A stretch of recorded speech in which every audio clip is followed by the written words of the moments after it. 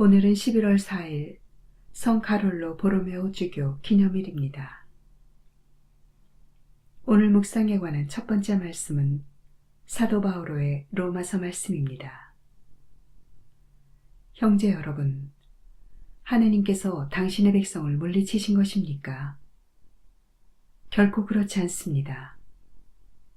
나 자신도 이스라엘 사람입니다. 아브라함의 후손으로서 베냐민 지파 사람입니다. 하느님께서는 미리 뽑으신 당신의 백성을 물리치지 않으셨습니다. 그러면 내가 묻습니다. 그들은 걸려 비틀거리다가 끝내 쓰러지고 말았습니까? 결코 그렇지 않습니다. 오히려 그들의 잘못으로 다른 민족들이 구원을 받게 되었고, 그래서 그들이 다른 민족들을 시기하게 되었습니다. 그런데 그들의 잘못으로 세상이 풍요로워졌다면, 그들의 실패로 다른 민족들이 풍요로워졌다면, 그들이 모두 믿게 될 때에는 얼마나 더 풍요롭겠습니까? 형제 여러분, 나는 여러분이 이 신비를 알아 스스로 슬기롭다고 여기는 일이 없기를 바랍니다. 그 신비는 이렇습니다. 이스라엘의 일부가 마음이 완고해진 상태는 다른 민족들의 수가 다 찰 때까지 이어지고, 그 다음에는 온 이스라엘이 구원을 받게 되리라는 것입니다. 이는 성경에 기록된 그대로입니다. 시온에서 구원자가 오시어 야곱에게서 불경함을 치우시리라. 이것이 내가 그들의 죄를 없앨 때 그들과 맺어줄 나의 계약이다.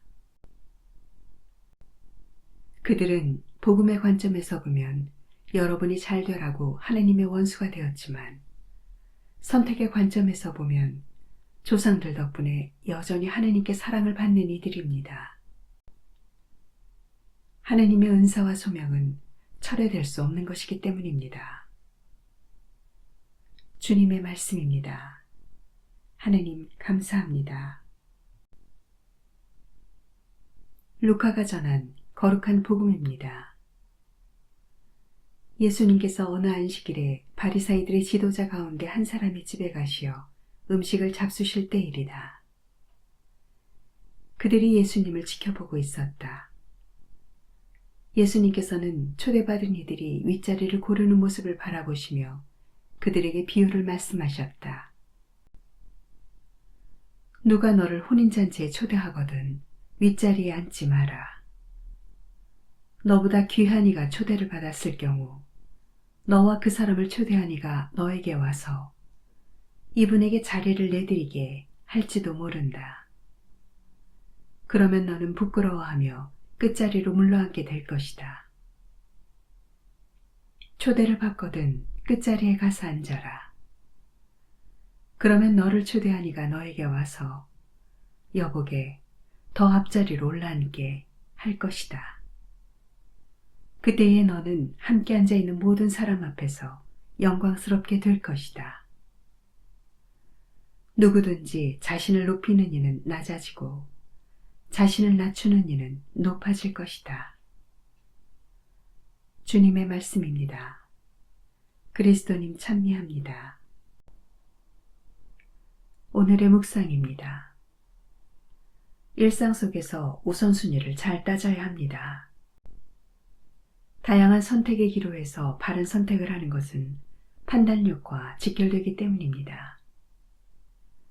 제1독서를 포함하는 로마서 9장에서 11장은 이스라엘의 구원과 다른 민족들의 구원 문제를 다룹니다. 유다인 출신의 그리스도인들과 이방인 출신의 그리스도인들이 갈등 속에서 함께 살았던 로마 교회의 상황을 반영하는 내용입니다. 하느님께서 구원의 우선순위를 구약의 백성에게 먼저 주셨지만 그들은 예수님을 구세주로 받아들이지 않았습니다. 이후 이방인들이 복음을 믿으며 유다인들에게서 시작된 구원은 이방인들에게까지 확대됩니다. 그렇다고 이방계 그리스도인들도 유다계 그리스도인들도 자만해서는 안 됩니다. 구원의 우선순위와 주도권은 늘 하느님께 있기 때문입니다. 한편 복음에서 바리사이들의 지도자의 집에 초대된 예수님과 율법 교사들의 모습이 소개됩니다. 예수님께서는 맨 윗자리에 앉고 싶어하는 바리사이들의 모습을 혼인잔치의 비유를 들어 간접적으로 꾸짖으십니다.